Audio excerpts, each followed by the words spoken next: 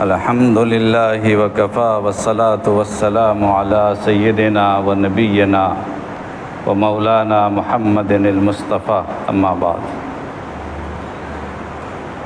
حضرات اساتذہ اور عزیز طلباء،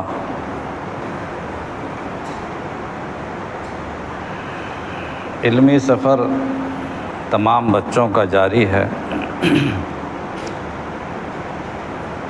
سفر شروع ہوتا ہے، ختم ہوتا ہے۔ مسافر اپنی منزل طے کرتا ہے، پھر رک جاتا ہے۔ کمال یہ ہے کہ یہ سفر بند نہیں ہونا چاہیے۔ کتاب شروع کر دینا، مدرسے میں پڑھائی شروع کر دینا کمال نہیں ہے۔ کمال یہ ہے کہ اس کو آخر تک پہنچا جائے، منزل تک پہنچ کر ہی دم لینا ہے انشاءاللہ۔ درمیان میں چاہے کیسے بھی حالات ہوں اور کتنی بھی مشکلات ہوں، لیکن طالب علم کا سفر بند نہیں ہونا چاہیے، سفر جاری رہنا چاہیے۔ جب تک ہم اپنی منزل پر نہیں پہنچیں گے، ہم اس سفر کو بند نہیں کریں گے۔ اس یقین کے ساتھ اگر سفر کرو گے یا ہم سفر کریں گے، تب جا کر ہم کامیاب ہوں گے۔ سفر شروع کر دینا اور پھر بیچ میں ہی روک دینا، یہ سب سے بڑی بد نصیبی کی بات ہے۔ مجھے یاد آیا کہ قطب العالم حضرت مولانا سید محمد علی منگیری رحمۃ اللہ علیہ جب کانپور میں پڑھتے تھے، ان کا وطن بھی کانپور ہی تھا، تو والد صاحب کا انتقال ہو گیا پڑھنے کے دوران ہی، اور گھر میں 5 عورتیں تھیں جن کی کفالت ان کے ذمے آ گئی۔ ایک ہی بچہ، ایک ہی لڑکا مرد، مولانا محمد علی منگیری رحمۃ اللہ علیہ۔ 2-4 دن تو گھسیٹتے رہے، کسی طرح مدرسے میں جاتے رہے، پڑھتے رہے، لیکن آخر 5 خواتین اور اپنا خرچ کیسے ہوتا پورا؟ مجبوراً انہوں نے فیصلہ کر لیا کہ اب پڑھائی جاری رکھنا مشکل ہے، پڑھائی چھوڑ دیں گے۔ چنانچہ وہ ایک دن نہیں گئے پڑھنے کے لیے۔ جس مسجد میں وہ نماز پڑھتے تھے، اس مسجد میں وہ نماز پڑھنے کے لیے گئے تو چہرہ اترا ہوا تھا، اور ایک بزرگ اس مسجد میں تھے، بڑے عالم بھی تھے، اللہ والے تھے، ان سے عقیدت بھی تھی، ان کو ملتے رہتے تھے ہمیشہ۔ تو ظہر کی نماز تو ہر طالب علم مدرسے میں پڑھتا ہے، تو دیکھا کہ ظہر کی نماز محلے کی مسجد میں یہ لڑکا کیوں آج پڑھ رہا ہے، مدرسے میں ہی کیا لگتا ہے۔ نماز پڑھنے کے بعد حضرت نے ان کو اشارہ کیا تو وہ گئے قریب، اور حضرت مولانا محمد علی منگیری رحمۃ اللہ علیہ جو طالب علم تھے اس زمانے میں، ان سے پوچھا کہ بیٹے تم آج پڑھنے نہیں گئے؟ بولے حضرت پڑھنا مشکل ہے۔ پھر سارے حالات بتائے کہ میرے گھر میں 5 خواتین ہیں، ان کا بوجھ ہے، کیسے میں پورا کر سکتا ہوں؟ تو مولانا وہ بزرگ جو تھے انہوں نے کہا کہ آج شام کو آپ کی اور آپ کے 4-5 جو خواتین گھر میں ہیں، ماں ہیں، چچی ہیں، جو بھی ہیں، بہنیں ہیں، ان سب کی میرے گھر میں آج دعوت ہے، اور کل بھی میری طرف سے پورا دن میری طرف سے دعوت رہے گی آپ کے پورے گھر میں۔ تو یہ 2 دن جو میں آپ کو دعوت دے رہا ہوں، اس 2 دن میں کیا نظام بنائیے گا، کیا کیجیے گا؟ تو انہوں نے کہا کہ پھر تو حضرت یہ 2 دن ضرور پڑھنے جائیں گے، چونکہ فکر نہیں ہے، آپ کی طرف سے دعوت ہے تو جوڑنا نہیں ہے، مجھے کھانے پینے کا نظم نہیں کرنا ہے، کھانا پک کے آپ کے یہاں سے آئے گا یا ہم لوگ جا کے کھا لیں گے، کوئی فکر کی بات نہیں ہے، بالکل اطمینان ہے۔ کہا ٹھیک ہے۔ حضرت نے، اس بزرگ نے مولانا سے کہا کہ 2 دن میں نے وعدہ کیا تھا کہ میں آپ کو کھانا کھلاؤں گا، کیا میرے وعدے پر آپ کو اتنا یقین تھا؟ کہ فلانے صاحب کے یہاں دعوت ہے، کھانا تو ضرور آئے گا؟ کہا بالکل۔ کہا کہ اللہ نے جو وعدہ کیا ہے اس وعدے پر آپ کو یقین نہیں ہے کہ اللہ رزق کو پورا کرنے والا ہے؟ اللہ نے سب کا رزق کا وعدہ کیا ہے۔ وَمَا مِن دَابَّةٍ فِي الْأَرْضِ إِلَّا عَلَى اللَّهِ رِزْقُهَا۔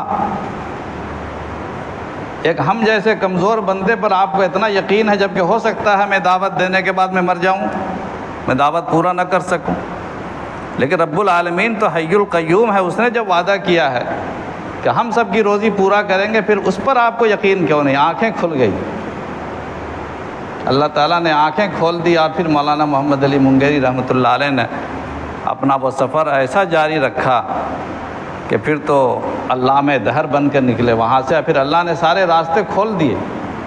پھر مولانا منگیری رحمۃ اللہ علیہ جو اتنے غریب تھے، اللہ تعالیٰ نے پورا لنگر ہی ان کو عطا فرمایا کہ ساری دنیا آپ کے دسترخوان پر کھائے گی، اور نسل در نسل آپ سے لوگ فائدہ اٹھائیں گے۔ استقامت شرط ہے، اللہ پر یقین ہے کہ نہیں؟ خالی مدرسے میں پڑھنے کے لیے چلے آئے کہ ہم طالب علم بن جائیں گے، مگر یقین ہونا چاہیے کہ ہم کون سا علم پڑھنے کے لیے آئے ہیں۔ یہ علم اللہ پر یقین والا علم ہے، یقین نہیں ہے، یکسوئی نہیں ہے، اور اس سفر میں مشکلات کو برداشت کرتے ہوئے جاری رکھنے کا ارادہ نہیں ہے، تو ایسے پڑھنے سے کوئی فائدہ نہیں۔ حالات کچھ بھی ہوں، پڑھائی بند نہیں کرنی انشاءاللہ، ادھر ادھر نگاہ نہیں ڈالنی، یہ وہ ہو رہا وہ ہو رہا۔ طالب علم کبھی علم کے علاوہ، کتاب کے علاوہ کسی پر نگاہ نہیں ڈالتا، کسی پر نہیں۔ ہمارے یہاں کتاب چلتی ہے موطا امام مالک، حضرت امام مالک رحمۃ اللہ علیہ سے ان کا درس چلتا تھا مدینہ پاک میں، اور ان کی درسگاہ پوری دنیا میں اس وقت حدیث کی سب سے بڑی درسگاہ تھی، اور بڑا رجوع عام تھا ان کی جانب، طلباء کا ہجوم رہتا تھا، مسجد نبوی میں پڑھاتے تھے، اور اس وقت کی مسجد نبوی کی باؤنڈری معمولی قسم کی رہی ہوگی، چھوٹا سا احاطہ، آج بھی وہ مسجد موجود ہے اس زمانے کی۔ پڑھاتے ہوئے ایک شور ہوا مدینہ پاک کی گلیوں میں، بچوں نے شور مچایا، لوگوں نے شور مچایا، اور بہت سارے طلبہ بیٹھے تھے، وہ لوگ متوجہ ہو گئے۔ شور یہ اٹھا کہ ہاتھی آیا ہے۔ مدینہ پاک کے لوگوں نے ہاتھی نہیں دیکھا تھا، ہاتھی وہاں ہوتا نہیں ہوگا، ہاتھی آیا ہے، کہیں سے ہاتھی کوئی لے کے آیا تھا۔ اب اس ہاتھی کو دیکھنے کے لیے پوری بھیڑ جمع ہو گئی، یہاں تک کہ درسگاہ سے ہر آدمی چلا گیا، درسگاہ سے بھی بچے سے بھاگ بھاگ کر کے سب چلے گئے دیکھنے کے لیے ہاتھی کو۔ ایک لڑکا بیٹھا رہا، بہت دور دراز سے، اندلس سے آیا تھا وہ، اندلس اسپین، اکیلا وہی بیٹھا رہ گیا۔ امام مالک رحمۃ اللہ علیہ تشریف فرما تھے، وہ لڑکا بیٹھا رہا۔ اس لڑکے کا نام تھا یحییٰ بن یحییٰ۔ حضرت نے پوچھا کہ آپ کے علاقے میں بھی تو ہاتھی نہیں ہوتا ہے، اندلس میں بھی ہاتھی نہیں ہوتا ہے، جا کے دیکھ لیجئے، سب لوگ گئے دیکھنے کے لیے، آپ بھی جا کے دیکھ لیجئے۔ تو حضرت یحییٰ بن یحییٰ طالب علم نے کہا کہ میں حضرت یہاں پر مدینہ پاک میں آپ کی زیارت کے لیے اور حدیث پاک پڑھنے کے لیے آیا ہوں، ہاتھی دیکھنے کے لیے نہیں آیا ہوں۔ کیا کہا؟ ہاتھی دیکھنے نہیں آیا ہوں میں۔ اللہ تعالیٰ نے ان کے استقامت کی، دیکھیے اتنا بڑا عالم، اتنا بڑا امام ان کو بنایا کہ امام مالک رحمۃ اللہ علیہ سے سینکڑوں ہزاروں لوگوں نے موطا پڑھی ہے، لیکن ان کا ایک ہی نسخہ اور دوسرا نسخہ بھی، دو نسخے محفوظ رہے جو دو شاگردوں نے حضرت امام مالک رحمۃ اللہ علیہ سے پڑھا۔ جو مشہور نسخہ، متداول نسخہ ہے اپنے پاس موطا امام مالک کا، وہ یحییٰ بن یحییٰ کا لکھا ہوا ہے، مرتب کیا ہوا ہے، اور دوسرا نسخہ موطا امام محمد ہے، جو امام محمد رحمۃ اللہ علیہ نے ان سے پڑھ کر نوٹ کیا تھا، اس میں کچھ اضافہ کیا تھا، اس لیے اس کا نام موطا امام محمد ہے۔ پوری دنیا میں اسی لڑکے کا نسخہ چل رہا ہے، جاری ہے، متداول ہے، وہی اسی یحییٰ بن یحییٰ، علامہ یحییٰ بن یحییٰ رحمۃ اللہ علیہ الاندلسی، جس نے کہا کہ میں یہاں ہاتھی دیکھنے نہیں آیا ہوں. وہاں سے اندلس جب گئے تو مذہب مالکی پورے اندلس میں پھیل گیا. مذہب مالکی پورے اندلس اور اسپین، پورے اس علاقے میں، یورپ میں مذہب مالکی کی اشاعت کا صحرا حضرت یحییٰ بن یحییٰ کے سر جاتا ہے. اللہ تعالیٰ نے وہ مقبولیت عطا فرمائی. تو پہلے یہ طے کرو کہ تم مدرسے میں آئے کس لیے ہو. پہلے قبلہ طے کرو. یحییٰ بن یحییٰ رحمۃ اللہ علیہ بننا ہے تو طے کرنا ہوگا کہ مجھے ہاتھی دیکھنے میں نہیں آیا ہوں. کتنی بڑی سے بڑی لالچ دینے والے لوگ لالچ دیں کہ فلانے اسکول میں یا فلانی جگہ جانے سے اتنا پیسہ ہو جائے گا اور یہ نوکری ملے گی، تو پھر مدرسے میں آنے کی ضرورت کیا تھی. یہ راستہ تو درویشی کا ہے، یہ راستہ ایمان کا ہے، یہ راستہ فخر کا ہے، یہ راستہ اللہ کے راستے پر چلنے کا ہے، اللہ رسول کو راضی کرنے کا. یہاں آنے کی ضرورت کیا تھی. حضرت مولانا ہمارے بزرگوں میں حضرت مولانا رشید احمد گنگوہی رحمۃ اللہ علیہ بڑے اکابر اولیاء اللہ میں گزرے ہیں. وہ بتاتے ہیں، حضرت کے ملفوظات میں دیکھا میں نے، فرماتے تھے کہ جس زمانے میں حضرت مولانا شاہ عبد الغنی صاحب مجددی رحمۃ اللہ علیہ سے دلی میں پڑھتا تھا، دلی میں پڑھتے تھے وہ چتلی قبر میں. تو شاہ عبد الغنی صاحب رحمۃ اللہ علیہ کے جب وہ پڑھتے تھے تو کھانا وانا تو مدرسے میں ملتا نہیں تھا. کھانا محلے میں کسی آدمی کے یہاں مقرر ہو گیا تھا کہ ہم کھانا دیں گے. یہ گنگو کے رہنے والے دلی میں رہتے تھے حضرت کے یہاں. کھانا کے بغیر کوئی کھانا پینا نہیں. کھانا کسی کے یہاں جاتے تھے لانے کے لیے. تو جانے کا دو راستہ تھا. ایک راستہ مین مارکیٹ ہو کے تھا اور ایک دوسری گلی ہو کے تھا. تو یہ گلی ہو کے جاتے تھے، مارکیٹ ہو کے نہیں جاتے تھے. تو ایک اسی گلی میں ایک بزرگ مجذوب مستان ٹائپ کے بزرگ رہا کرتے تھے. روز دیکھتے تھے یہ لڑکا اس گلی سے جاتا ہے. ایک دن پوچھا کہ مولوی صاحب کہاں جاتے ہیں آپ روزانہ اس راستے سے؟ کہا کہ میں فلانے صاحب کے یہاں کھانا لانے جاتا ہوں، میرا کھانا ان کے یہاں مقرر ہے. تو کہا وہاں جانے کا تو دوسرا راستہ بھی ہے، اس راستے سے کیوں جاتے ہیں؟ تو کہا کہ اس راستے سے اس لیے جاتا ہوں کہ اس راستے میں بازار ہے، غلط چیزوں پہ نظر پڑے گی، لالچ پیدا ہوگی، اس لیے اس گلی سے جاتا ہوں تاکہ کسی چیز میں میری نظر نہ پڑے، اپنے آپ کو بچانے کے لیے. اس لڑکے کا تقویٰ جو دیکھا، ان کا لباس بھی غریب فقیرانہ لباس، حضرت گنگوہی رحمۃ اللہ علیہ. تو اس مجذوب نے کہا کہ بیٹے لگتا ہے کہ تو فقر و افلاس میں مبتلا ہے، غریبی میں ہے. مجھے ایک نسخہ آتا ہے سونا بنانے کا، کیمیا بنانے کا، سونا بنانے کا نسخہ مجھے آتا ہے. فلاں فلاں جڑی بوٹی میں جانتا ہوں، جڑی بوٹی کو بنا کر کے میں ملا کر سونا بناتا ہوں، وہ سونے کے دام میں بکتا ہے. کسی دن موقع نکال کر آ جانا، میں سکھا دوں گا. ساری غریبی اللہ تعالیٰ دور کر دے گا، پھر کسی کا محتاج نہیں رہو گے، سونا بنانا خود تم سیکھ لو گے. حضرت نے کہا ٹھیک ہے میں آؤں گا کسی دن. مگر وہ آئے نہیں. ان کو یاد ہی نہیں رہا کہ پڑھائی کے دھن میں کہ ان سے وعدہ کیا ہے سونا بنانا سیکھنا. آج کل سونا بنا اسے ڈیرا ڈال دیتے تم لوگ کہ پڑھنے لکھنے سے کیا ہوگا، چلو وہیں بیٹھیں گے. حیرت ہوتی ہے کیسے اکابر تھے، اللہ نے کیا کام لیا. جب نہیں گئے 2-3 دن تو کہا کہ بیٹے تم آئے نہیں. بولے کہ حضرت جمعہ کو آؤں گا، جمعہ کو چھٹی رہتی. جمعہ کے دن بھی وہ مطالعے میں پورا دن گزر گیا، یاد ہی نہیں رہا کہ اس فقیر سے وعدہ کیا.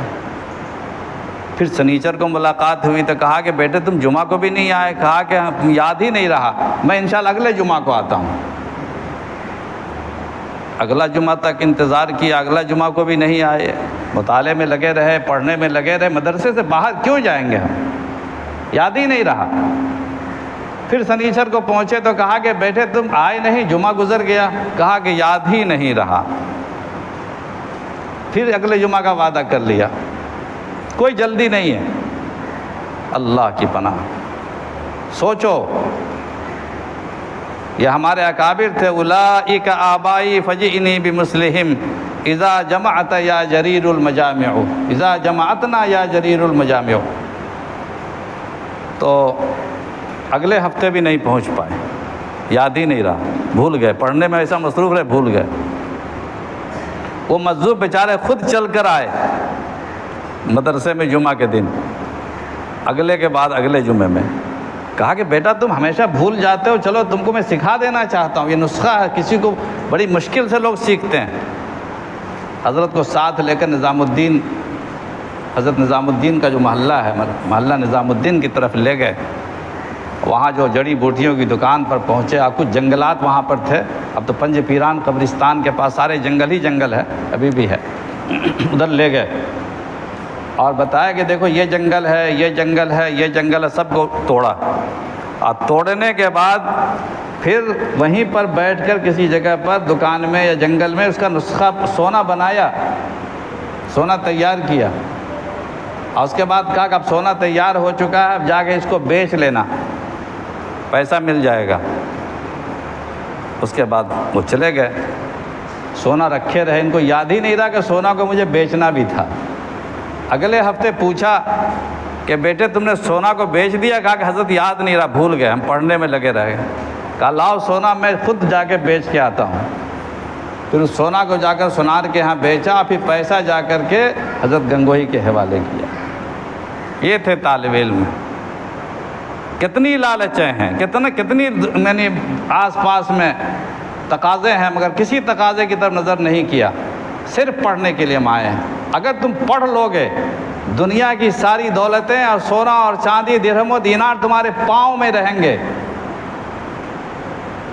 انہی کے ساتھی حضرت مولانا قاسم نانوتوی رحمۃ اللہ علیہ، انہی کے ساتھی مسجد چھتہ کے کمرے میں رہتے تھے۔ ایک بڑا رئیس نواب ملنے کے لیے آیا اور حضرت کے ایک تھیلی سونے چاندی اشرفی کی پیش کیا۔ حضرت نے کہا میں تحفہ قبول نہیں کرتا، ہدیہ قبول اجنبیوں سے قبول نہیں کرتا۔ بہت اصرار کیا، انکار کر دیا۔ اب اس نے واپس باہر نکلنے کے بعد بڑا مایوس تھا کہ میں اتنا محبت سے لے کے آیا تھا، حضرت نے قبول نہیں کیا۔ تو حضرت کا جوتا پتہ کیا کون سا جوتا ہے، اس دونوں جوتے میں اشرفی کھول کر کے سب بھر دیا کہ اب تو لینا ہی پڑے گا، اپنا چلا گیا، غائب ہو گیا۔ دونوں جوتوں میں بھر دیا سونے چاندی کے سکوں کو، اور چلا گیا وہ کہ مجبوراً تو لینا ہی پڑے گا، پھینکیں گے تو نہیں۔ حضرت باہر نکلے تھوڑی دیر کے بعد تو دیکھا پاؤں گھسا رہے ہیں، گھس ہی نہیں رہا، کیا بھائی پاؤں میں، اس میں اس کو پاؤں سے ہی الٹ دیا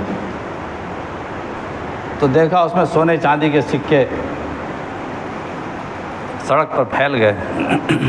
حضرت نے جھاڑ دیا سونے چاندی کے سکوں کو، جوتا پہنے یا پہنتے ہوئے چلے گئے، اس کو توجہ بھی نہیں کی، اور ساتھ والوں سے صرف یہ جملہ کہا کہ دنیا ہمارے پاس بھی آتی ہے اور دنیا دنیا داروں کے پاس بھی آتی ہے، فرق یہ ہے کہ دنیا دار دنیا کے پیچھے کتوں کی طرح دوڑتا ہے، تب جا کے دنیا اسے تھوڑا سا دیتی ہے، اور ہم دنیا کو اپنے قدموں میں روندتے ہیں، یا پھر دنیا پوری کی پوری میرے قدموں میں رہتی ہے، ہم دنیا کی طرف آنکھ بھی نہیں ڈالتے۔ پڑھ لو پہلے، دنیا کوئی چیز نہیں ہے۔ انشاءاللہ اللہ تعالی ہمیں اور تمہیں سب کو کہنے کی توفیق، کہنے اور سننے سے زیادہ عمل کرنے کی توفیق نصیب فرمائے، اور یہ جذبہ ہم میں بھی اور اساتذہ میں بھی، سب میں ہی اللہ تعالیٰ عطا فرما دے۔